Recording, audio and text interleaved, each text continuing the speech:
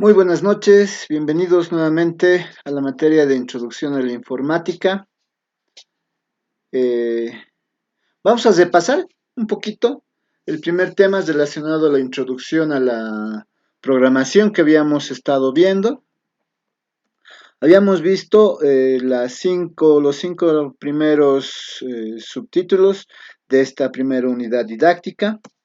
Habíamos empezado con una introducción tratando de comprender para qué realizamos algoritmos, para resolver problemas. Y habíamos utilizado el método de George Polya, ¿no?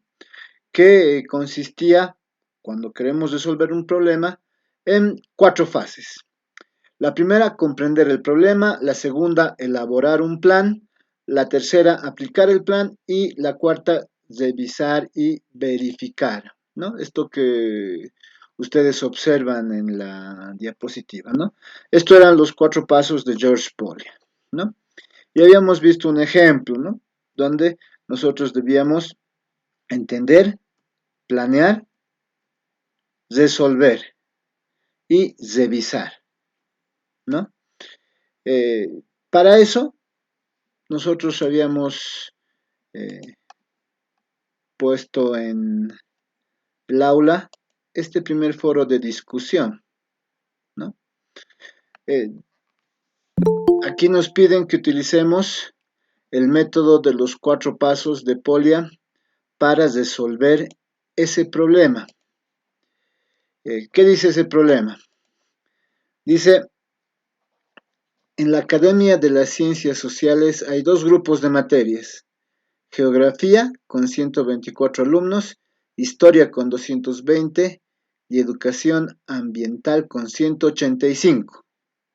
Si hay 25 alumnos que estudian Geografía y Educación Ambiental, 37 que estudian Ambiental e Historia, y ninguno toma las 3 materias, ¿cuántos alumnos tiene la Academia? ¿No es cierto? Entonces, vamos a empezar con el método de George Polya, ¿no? Que dice primero entender. Entonces vamos a utilizar el YAM que hemos utilizado la anterior sesión, ¿no? Y vamos a iniciar. Aquí decimos, la idea es resolver esta pregunta. Entonces vamos a copiar la pregunta. Usualmente siempre los ejercicios que vamos a plantear los vamos a resolver en la siguiente clase. Permítanme un segundito que cargue. Aquí está.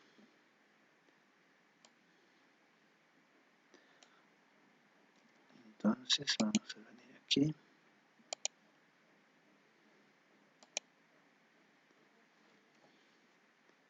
Ahí está.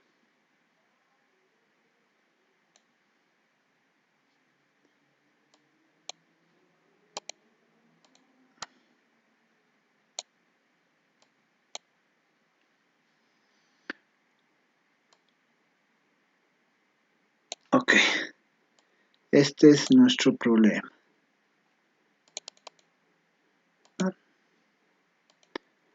Dice, en la Academia de las Ciencias Sociales hay 2 grupos de materias: Geografía.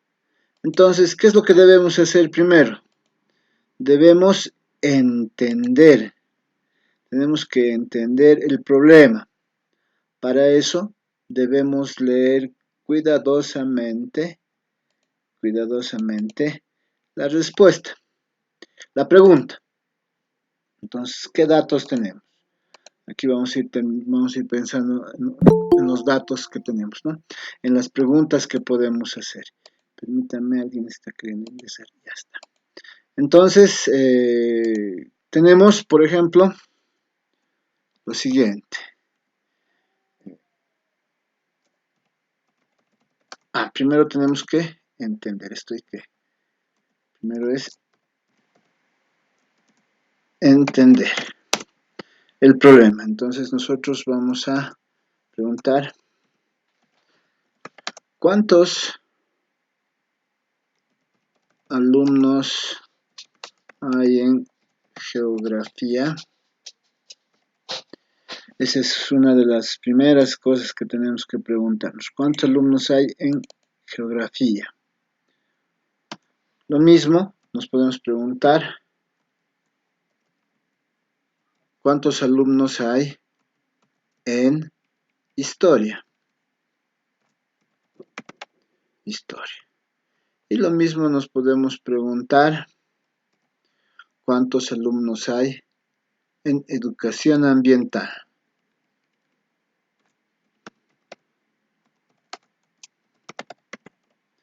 En educación ambiental.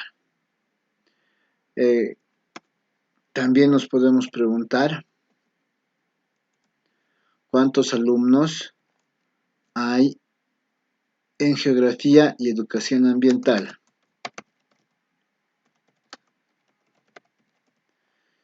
¿Y cuántos hay en educación ambiental e historia?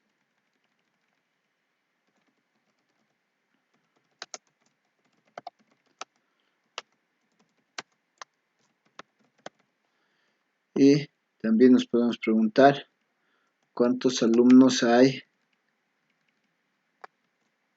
en las 3 materias? Y finalmente, ¿cuántos alumnos tiene la academia? Eso es lo que haríamos si estamos nosotros trabajando con entender, ¿no? ¿Cuántos alumnos hay en geografía? Recuerden que cuando hablamos de entender, nos referimos que para resolver el problema se tiene que entender y calcular cuidadosamente de qué se trata, ¿no? ¿Qué es lo que vamos a ver, ¿no? Entonces vamos a entender. Estamos entendiendo, estamos leyendo detenidamente el problema, estamos entendiendo de qué se trata, ¿no es cierto? Entonces, eso es lo primero. ¿Cuántos alumnos hay en geografía? ¿Cuántos hay en historia? ¿Cuántos alumnos hay en educación ambiental? ¿Cuántos alumnos hay en geografía y educación ambiental, en educación ambiental e historia? ¿Cuántos alumnos hay en las 3? ¿No es cierto? ¿Sí? Entonces, eso es lo segundo. Luego, lo siguiente es planear. Tenemos que planear cómo vamos a determinar la solución. Entonces, cuando nosotros hacemos planear, ¿no? Cuando nosotros hacemos planear, decimos lo siguiente. Planear. ¿Ok?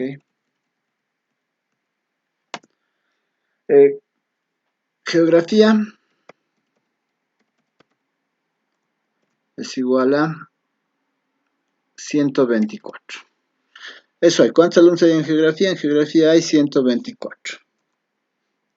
Historia. Historia.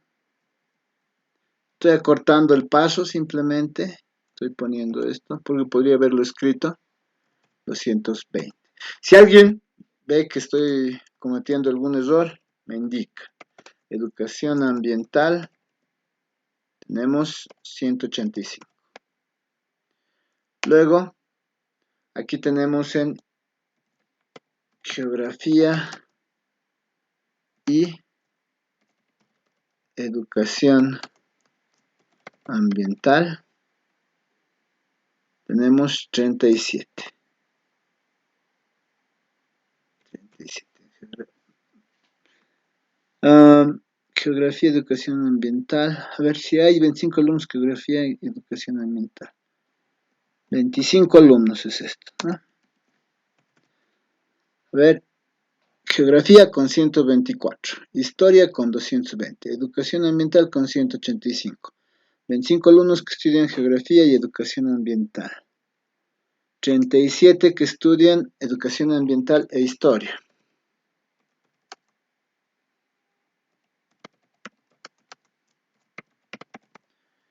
Ok, educación ambiental e historia. Esto es igual a 37. Y ninguno toma las tres materias, entonces,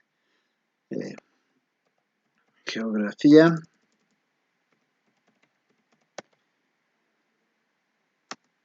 y educación ambiental e historia es igual a 0. Y la pregunta es,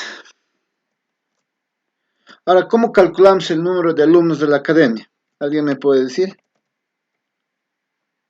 La academia, ¿qué va a ser igual? ¿Alguien me puede decir cómo calculamos? La cantidad total sería, dicen. A ver, ¿qué opina el test? Claro, pero debe haber una ecuación, ¿no ve? ¿Cómo calculamos? Para eso, para eso probablemente tengamos que recurrir a la teoría de conjuntos, ¿no ve? Sí, algo como esto.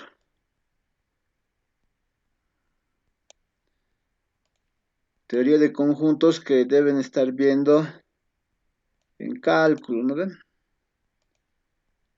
O en álgebra, ¿no? En esa teoría de conjuntos.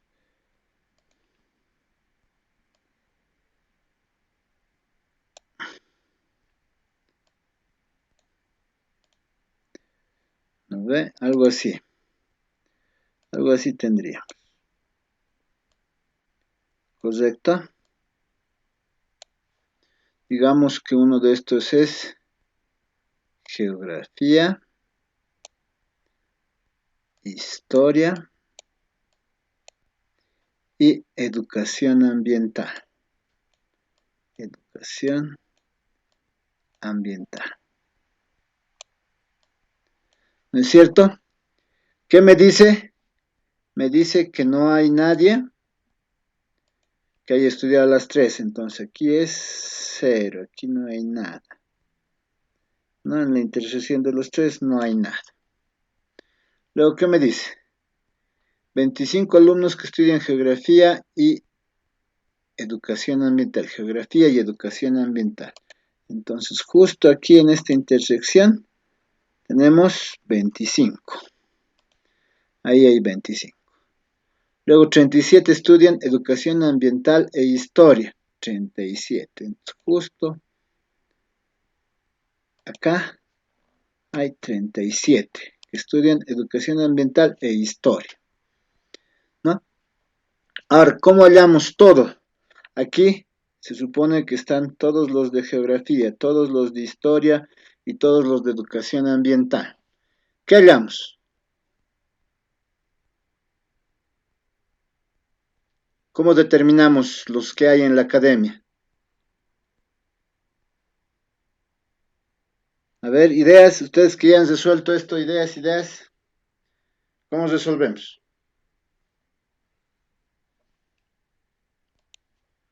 ¿Voluntarios o voluntarios a la fuerza? ¿Cómo es?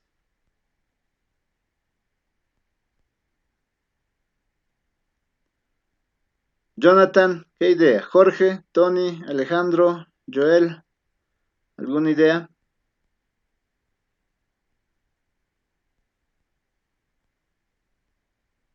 ¿Mm?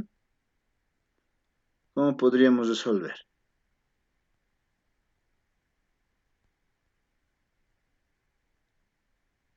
Nadie.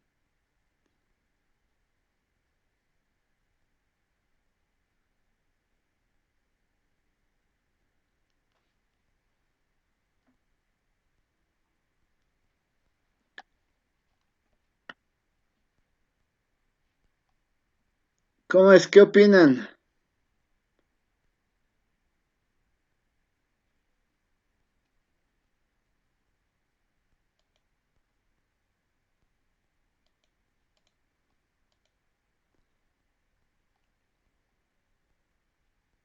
¿Qué opinan? ¿Qué opinan? A ver. Hay que poner los totales de cada materia en los conjuntos, pero no van a ser los totales exactamente, ¿no ve?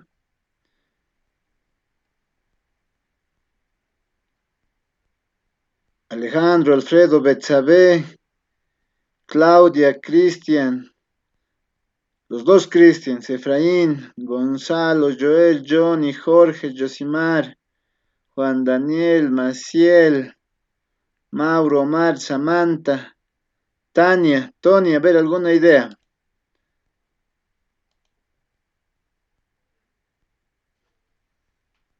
Porque Daniel dice si ponemos los totales de cada materia en los conjuntos, pero no van a ser los totales, ¿no ve? Porque, por ejemplo, de geografía, dice geografía son 124, pero de esos 124 en geografía y Licenciado, educación ambiental hay 25. Sí, dime.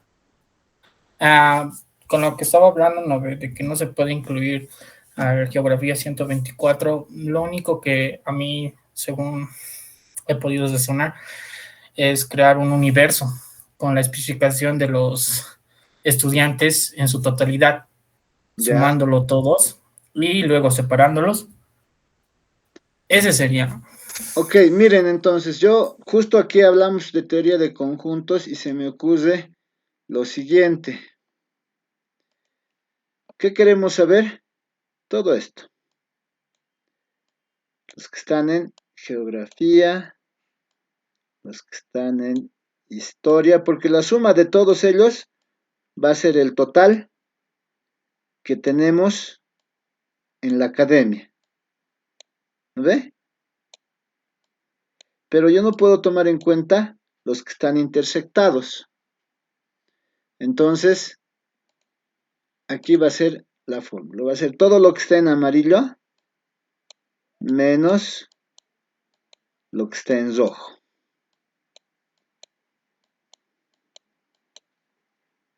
¿Sí? Entonces, probablemente de lo que estamos hablando es lo que tiene geografía más o unión lo que tiene historia más o unión lo que tiene educación ambiental menos la intersección de geografía por punto, ¿no?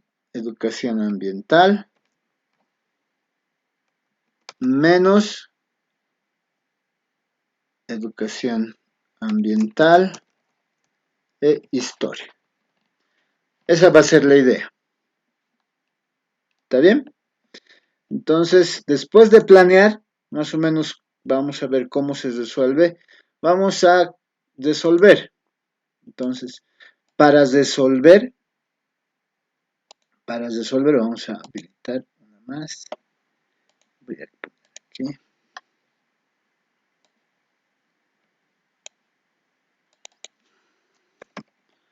Resolver. Entonces, en la academia,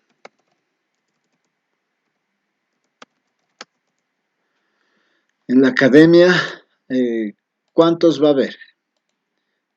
Va a haber estos. ¿No? Eso que tenemos que agregar.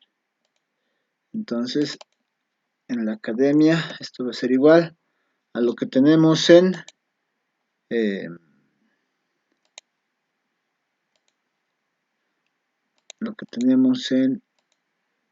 geografía 124.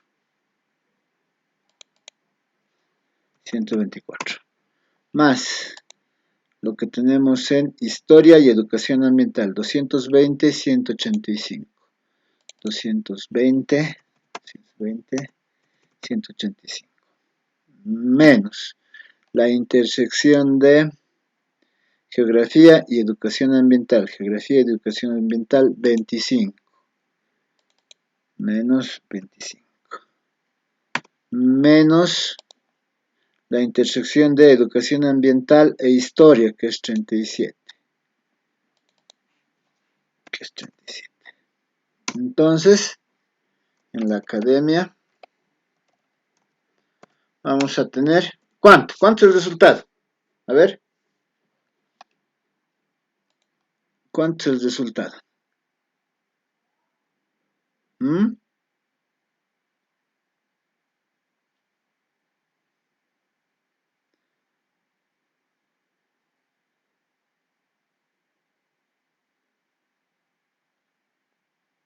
¿Cuánto es? ¿Están vivos? ¿Están ahí? 467, dice Omar. Muy bien. Muy bien, por lo menos Omar está vivo. El resto estoy empezando a sospechar. 467. Ahí está. Este es el resultado. ¿Qué me han escrito? Sí, 467, dice Daniel. Muy bien. Este es el resultado. ¿No ve? Entonces, ¿ustedes qué tenían que hacer? En el problema no les pedía el resultado final, sino que piensen en este proceso. Entender, planear, resolver y por último, revisar, ¿no? Entonces, por último, lo que tenía que venir aquí era revisar. Revisar. Entonces decíamos,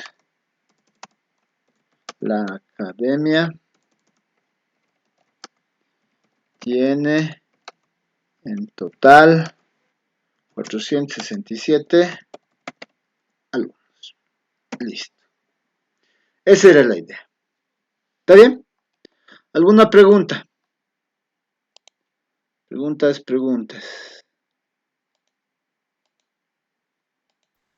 Tal vez yo dicen, pero Dime. tal vez me esté equivocando en mi análisis, ¿no? Pero dice en la Academia de Ciencias Sociales hay dos grupos de materias.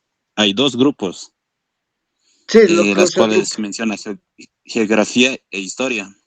Educación ambiental también estaría incluido en ese grupo. no, es el otro grupo. El primer grupo, tal vez no he puesto punto y coma, era geografía e historia. Ese es un grupo, porque son afines. ¿No ve? Y educación Ah, ambiental ya, es el entonces otro ese no es grupo. mi análisis. Sí, sí, ese Es era. que yo lo tomé como, hay tres grupos, pero solo me está pidiendo de dos grupos, en el cual dicen en la Academia de Ciencias Sociales, pero educación ambiental no tiene nada que ver con ciencias sociales, yo supongo, ¿no? Tal vez. Sí, Por pues eso no por lo eso, tomé en cuenta. claro, por eso eran los dos grupos, ¿no ve? Uno que era geografía e historia y el otro que era educación ambiental. Por eso eran los dos grupos.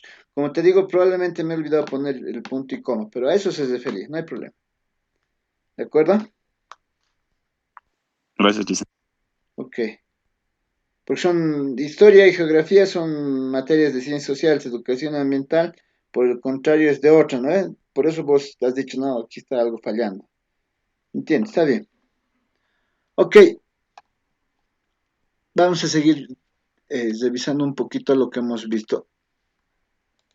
Luego, ¿qué hemos dicho? Que estas fases descritas por Polya las podíamos utilizar para resolver problemas usando algoritmos.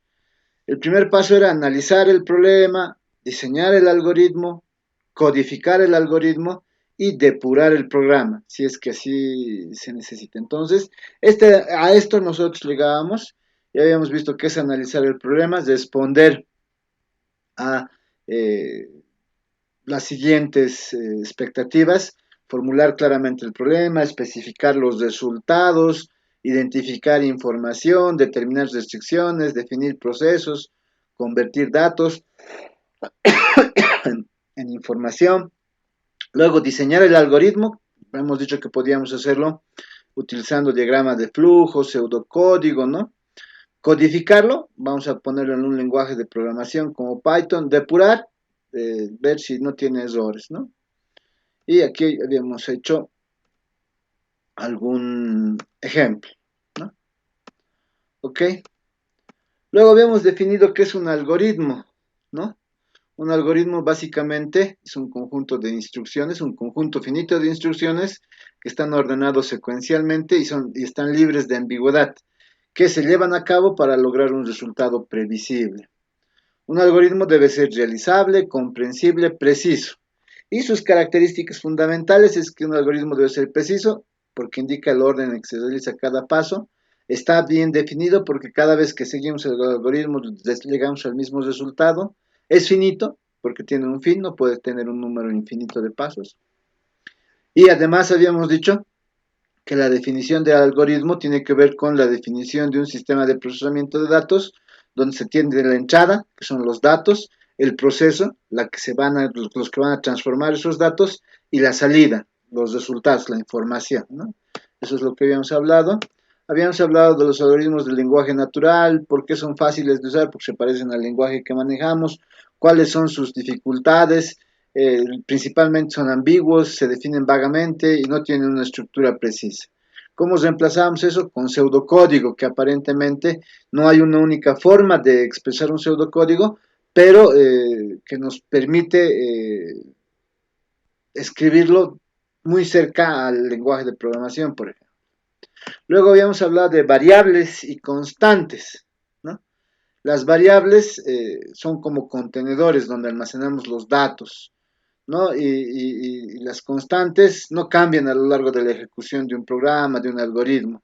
Habíamos dicho que hay dos tipos de variables muy importantes, que son los acumuladores y los contadores, ¿no? Eso también habíamos hablado.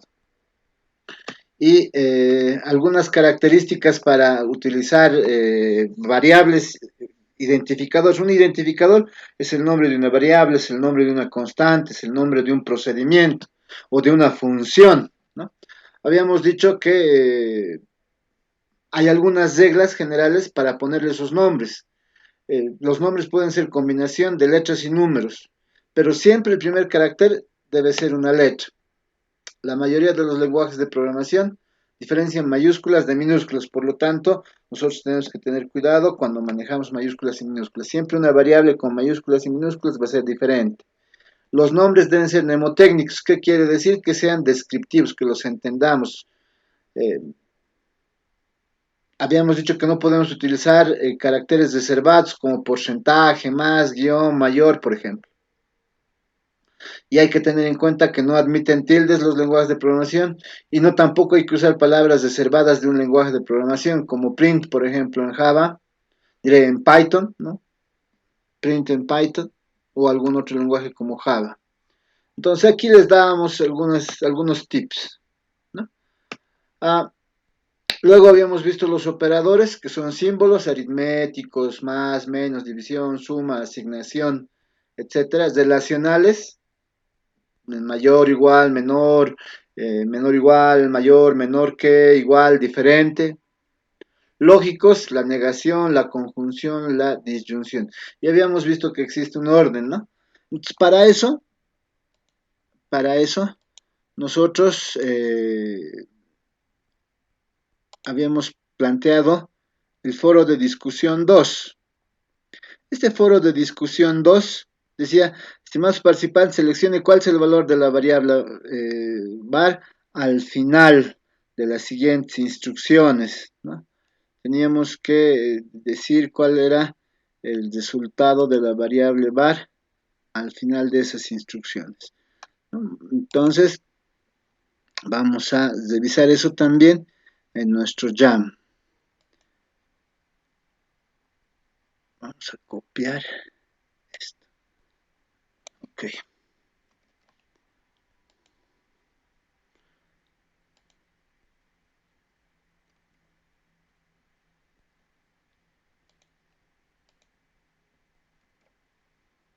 Aquí está. Entonces nosotros vamos a manejar de la siguiente manera. Lo que vamos a hacer usualmente cuando se está resolviendo algoritmos se llama una prueba de escritorio. ¿Qué quiere decir una prueba de escritorio? Que nosotros vamos a ver los valores que se van almacenando. Entonces, cuando ustedes empiezan, dicen, en la línea 1 aparece var. Entonces yo voy a poner por acá var. ¿Ok? Listo. En var, ¿qué se va a almacenar? Como ustedes observan, aquí hay una flecha. Esta flechita se llama asignación. Quiere decir que todo lo de la derecha, el valor de la derecha, lo va a almacenar en la variable de la izquierda. Todo el valor de la derecha lo va a almacenar en la variable de la izquierda. Entonces, 5 por 4, 20. 20, ¿dónde lo está almacenando? En la variable var. Entonces yo voy a poner en var aparece 20. Se está almacenando 20. Esto quiere decir que estoy almacenando en var 20. Me voy a la segunda línea. Aparece la variable x. En x, ¿qué me dice? Voy a almacenar el valor de 3 en la variable x. Entonces, en 3 voy a almacenar en la variable x. Voy a la línea 3. En la línea 3, ¿qué me dice? En y almacene 2. Entonces, aparece la variable y. En y voy a almacenar la variable 2. Vean, el valor de la derecha está almacenándose en la izquierda. En y estoy almacenando 2. Luego, ¿qué me dice?